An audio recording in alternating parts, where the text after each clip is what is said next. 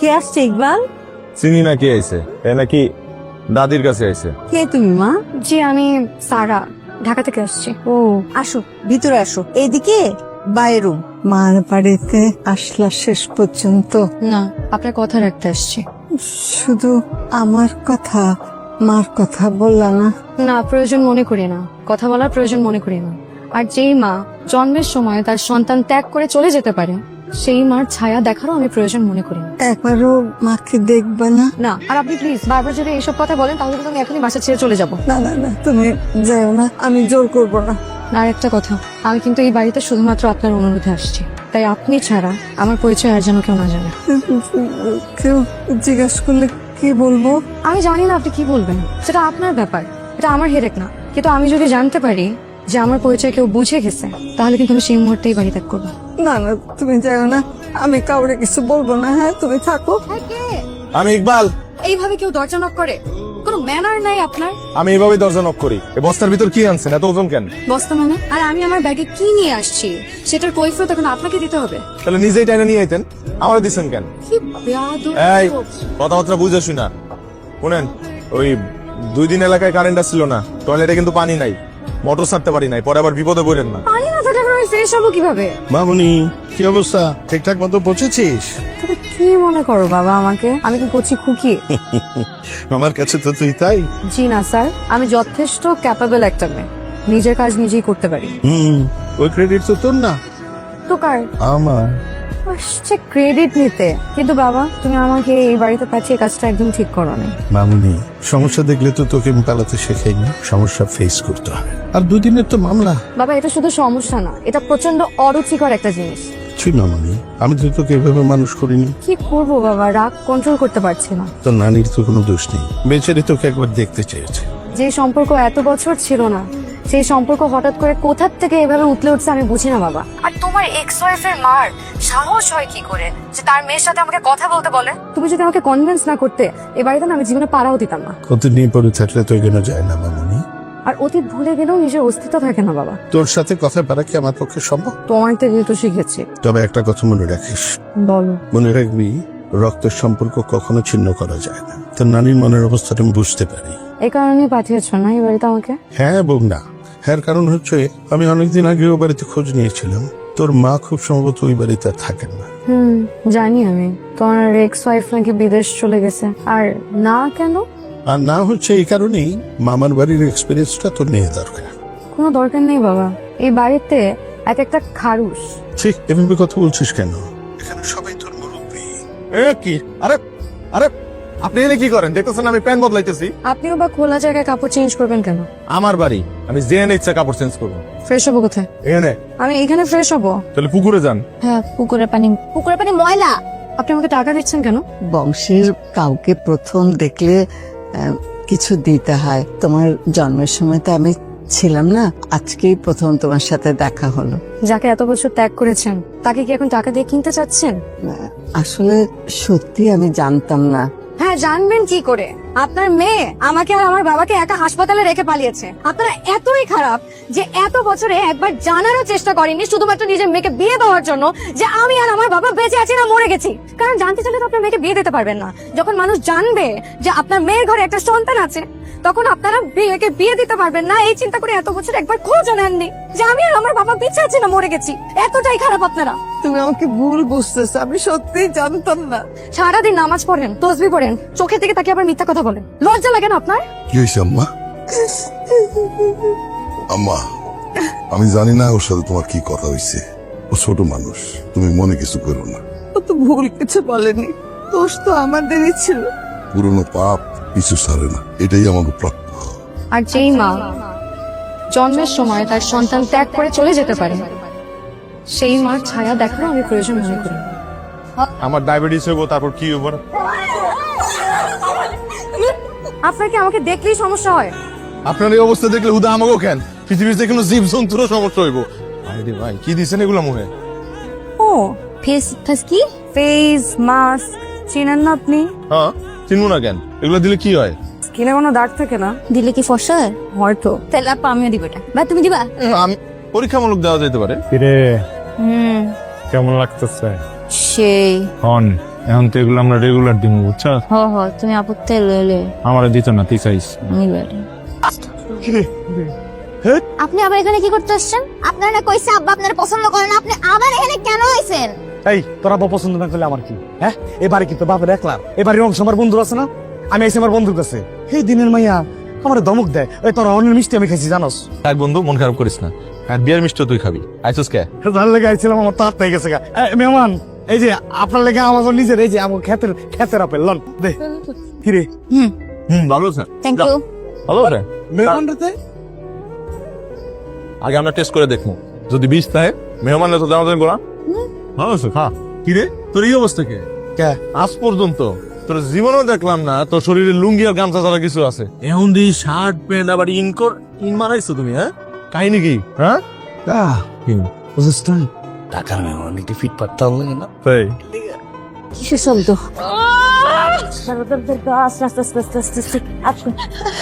আমি তোকে আস্তে আস্তে আস্তে করে মাসাজ করে দিচ্ছি, আস্তে আস্তে করে মাসাজ করে দিচ্ছি আর দোয়া করে ফু দিয়ে দিচ্ছি। দাঁড়াও, বালিশটাতেই তাহলে একটু আরাম পাবে। আমাকে ডাকবে না তুমি? তোর তো দেখছি সিভিয়ার পর্যায়ের মাইগ্রেনের ব্যথা। তুমি চা, চকোলেট, কফি, আইসক্রিম এসব খাও? চকলেটস খাই, আইসক্রিম, কফিও খাই, চকলেটস খাই, চকলেটসও খাও, আইসক্রিমও খাও?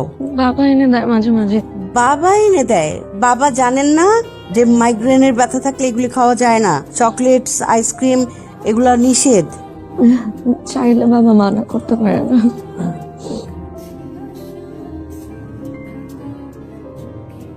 আমি আপনাকে এতবার বলার পরও আপনি আমার কথা শুনেন নাই। আপনি আবার ওই মহিলাকে ভিডিও কল করে আমার চেহারা দেখাচ্ছেন। এখন তো মনে হচ্ছে কি জানেন, আপনাকে বিশ্বাস করে আমার ভুল হয়ে গেছে। আমি এই মুহূর্তে বাড়ি ছেড়ে চলে যাব। মামুনি, আর কয়টা দিন থেকে গেলে হয় না? যাচ্ছি না, আসি বলো। তোমরা এইভাবে বসে আছো কেন? সারা চলে গেছে আপা, আমাকে না বলে চলে গেল। আমি দাদের কাছে জানতে পারছি তোমার পরিচয় কি। এখন ওসব পরিচয় দিয়ে আমার কিছু আসে যায় না। আপনাদের সবাই থেকে ভালো লাগতে শুরু করেছে তো, কিন্তু আপনারা তো কথা রাখেন না। আসার সময় আপনার ফটোকেও ভুলে আসতে পারি। ওনার স্কুল সামনে, আমরা চলে যাইতে পারি। 2 দিনের জন্য এসে মায়া বাড়িয়ে কি লাভ এত টান মারাতে? এই যে ম্যাডাম। জি, আমার নাম জহির। এই যে বাচ্চা বাচ্চা, এই যে চিরকুট, এই চিরকুটে সব লেখা আছে। তোমার মতো গরিবের সংসার করতে আমি হাঁপিয়ে উঠেছি। প্লিজ আমাকে খুঁজো না, আমি তোমাকে ছাড়াই ভালো থাকবো। আর তোমার সন্তান তোমাকেই দিয়ে গেলাম।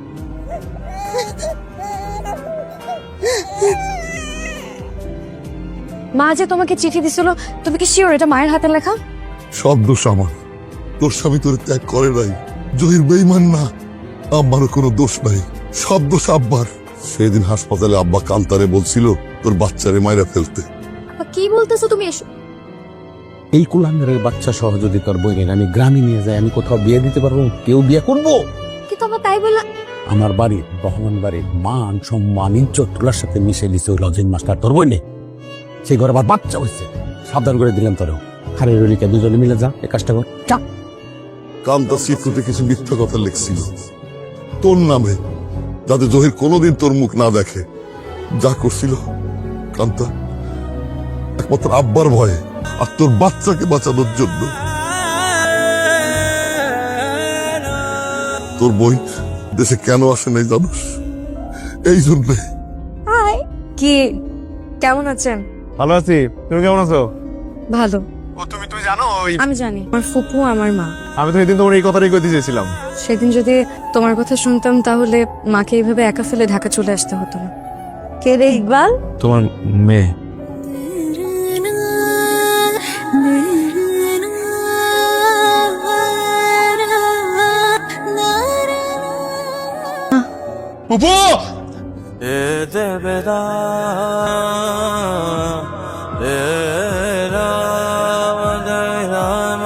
আমরা না জেনে না বুঝে তোমার উপর যে অন্যায় করেছি, অবিচার করেছি, তুমি আমাদেরকে মাফ করে দিও। তোমার মরহুম শ্বশুরকে তুমি মাফ করে দিও বাবা। আমার তুই মাফ করে দিও। আমি তো আর বেশি দিন বাঁচবো না, এই স্বপ্নে দেখি উনি আমারে ডাকতেছেন, আমি মরার আগে যেন একটু শান্তিতে পড়তে পারি। বাবা আমাকে মাফ করে দিয়ে আমাদের। আপনি এভাবে বলবেন না, আপনি আমাদের সবার মরুন। 22 বছর ছোটবেলা স্কুল ছুটির সময় অন্য বাচ্চাদের মায়েদের যখন দেখতাম গেটের সামনে দাঁড়িয়ে থাকেন, দূর থেকে আমি মায়েদের দিকে তাকিয়ে থাকতাম আর ভাবতাম যে আমার মা কোথায়। 22 বছর প্রতিবার জন্মদিনে কেক কাটার সময় বাবাকে দেখতাম জানালার একপাশে একা বসে আছে। দূর থেকে দেখে মনে হতো যে বাবা হাসছে। তাও 22 বছর এক একটা উৎসব মনে হতো, এক রাস পূর্ণতা। বছরে যেই সময়গুলো মা বাবা একসাথে থাকলে আনন্দের হয়, ভালোবাসার হয়। আমি কার উপর কোনো রাগ রাখিনি। আমি জীবনে অনেকটা বছর অপেক্ষা করেছি শুধু একটা ডাক শোনার জন্য, একবার মা বলার জন্য। মারে আমরা তোর কাছে ক্ষমার আমার তুমি মাফ করে দিও। আমি কারো উপর কোনো রাগ রাখি নাই নানু, কারো উপর আমার কোনো রাগ নাই। এই বাড়িতে প্রথম যেদিন আসছে আমি কাউকে সহ্য করতে পারতাম না। আমি বুঝতামই না সম্পর্ক কি জিনিস, মা কি জিনিস, নানু কি জিনিস। আমি তো কোনোদিন সম্পর্ক দেখি নাই, আমি তো ফ্যামিলি দেখি নাই মা। আমি কিভাবে বুঝবো সম্পর্ক কি জিনিস? এই বাড়িতে আসার পর আমি বুঝছি আসলে পরিবার কি জিনিস। আমি কারোর উপর কোনো রাগ রাখি নাই নানু। আমি তোমাকে ক্ষমা করে দিয়েছি কারণ আমি এখন বুঝি ভালোবাসা মানুষকে আলাদা করে না, ভুল বোঝাবুঝি করে। 22 বছর আমরা সবাই হেঁটেছি, কেউ কাউকে হারাতে পারিনি। 22 বছরের সময়কে আমরা হারিয়ে ফেলেছি। জহির, তোকে দেখলে বোঝা যায় একজন বাবা যে একজন মাও হতে পারে। Thank you Zahir. ইকবাল, ভাবি তোমরা আসো, আমার বাচ্চার সমস্ত অতৃপ্তি তোমরা মিটিয়ে দাও, ওকে অনেক আদর করো।